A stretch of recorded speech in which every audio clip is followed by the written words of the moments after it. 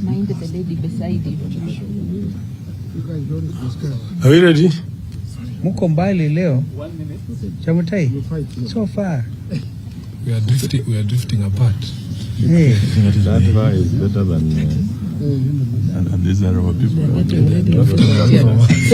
There's no tear gas around, so don't be so far. No. If they come nearer, they carry fewer. Yeah. Oh. Let them carry the from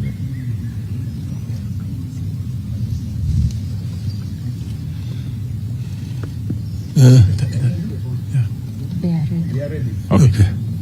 Well, ladies and gentlemen of the press,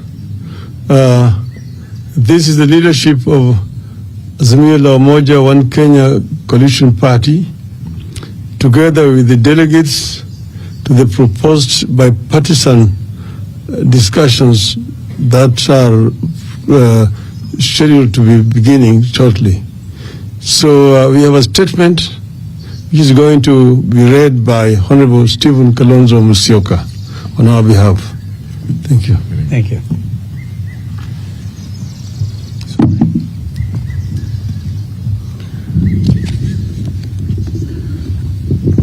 Ladies and gentlemen, this morning, or is it up to late this afternoon,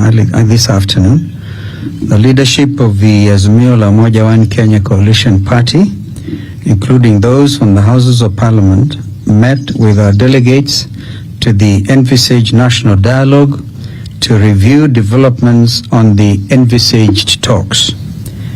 Any reasonable observer of the happenings in the last few weeks will agree with us that Kenya Kwanza has no intention whatsoever of holding any dialogue at all, let alone one that is honest, transparent, and bipartisan. They have exhibited absolute bad faith from the beginning, and we will highlight the same as follows. Number one, when Honorable Ruto invited us for talks, he did not in his speech capture the entire framework for talks as had been agreed upon with the emissaries he sent to us. This includes leaving out key issues on the cost of living and electoral justice, which are of utmost importance to us and the people of Kenya.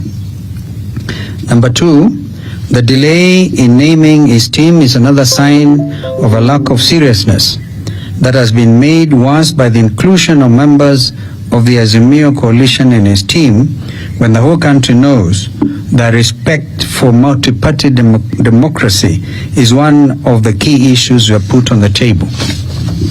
Number three, to date, Kenya Kwanza has failed to name the leadership of his team as a way of stonewalling.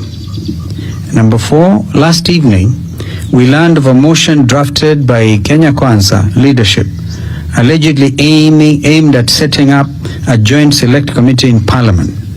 The motion is in absolute bad faith for the following reasons. A, we have insisted on an extra parliamentary process in view of the strictures of debate in Parliament. We will therefore not participate in any such parliamentary process. B, the motion is disguised as a product of bipartisanship, when in fact the leadership of Azimio in Parliament were neither aware nor consulted in its drafting. C, the motion proposed to name members of the minority party to the so-called select committee without any reference to the minority leadership, in violation of the standing orders of both houses. And D, the motion purports to set the terms of reference and scope of the discussions without any reference to us. We continue to insist that the dialogue must be about all the four issues, namely the cost of unga, fuel and electricity, forensic audit of the servers, bipartisan reconstitution of the IEBC, and respect for multi-party democracy. Kenya Kwanza cannot dictate to us what we cannot bring to the table.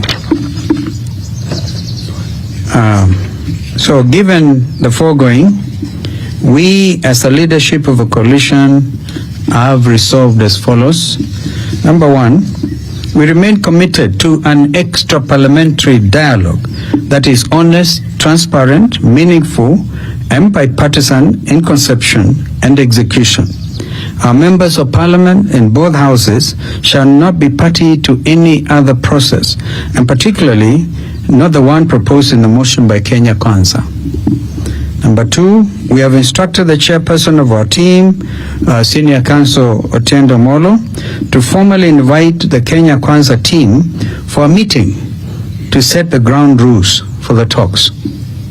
Number three, our issues remain what we said before, and they are reduction in cost of unga, fuel, electricity, and school fees, opening and audit of IEBC servers, bipartisan reform and reconstitution of IEBC, reinstatement of the 4 IEBC commissioners, and end to the buying of MPs, which threatens multi-party democracy.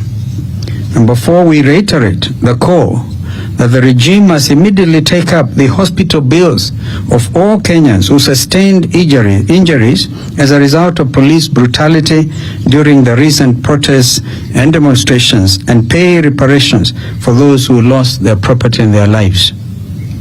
Number 5, that the coalition shall resume its weekly protests at the end of Ramadan, and further communication in this regard will follow. I thank you. Good. Sawa. Maswali tafadhali, kama kuna swali. Pengine baada ya iftar. Asante. I think maelewa hii kitu ni continuous, very very clear. So karibuni sana.